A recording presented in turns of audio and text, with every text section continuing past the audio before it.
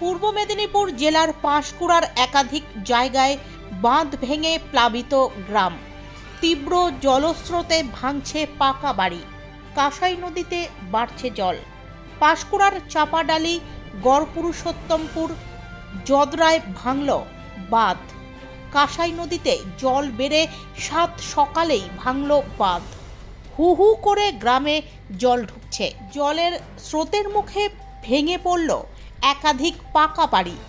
বাঁধ ভেঙে রীতিমতো গ্রামে জল ঢুকছে এবং সেই স্রোতের মুখে পড়ে পাকা বাড়িগুলি যেভাবে ভেঙে পড়ছে সেই চিত্র যথেষ্ট ভয়ঙ্কর।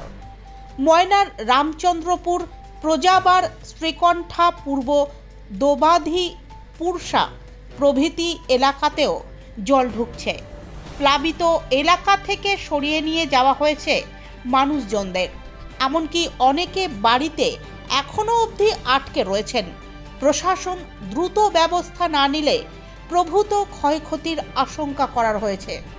এছাড়াও প্রবল জলস্রোতে ভেসে যাচ্ছে মানুষ।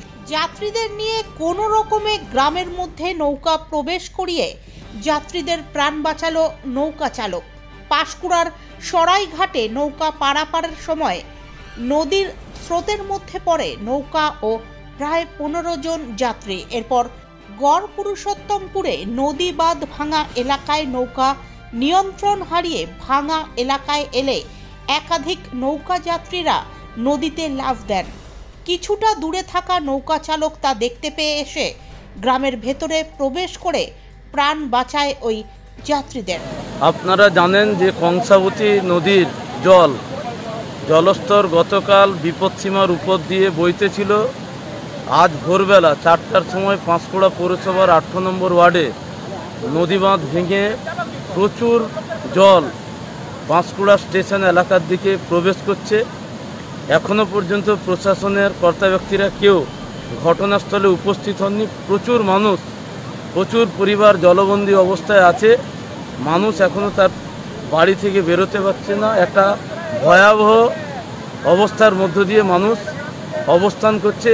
আমরা দ্রুত প্রশাসনের সহযোগিতা চাইছি এলাকাবাসী, যাতে প্রশাসন অতি দ্রুত হস্তক্ষেপ করে এবং সাধারণ মানুষকে উদ্ধার কাজে অতি দ্রুত নামে আমরা প্রশাসনের কাছে আর্জি জানাচ্ছি।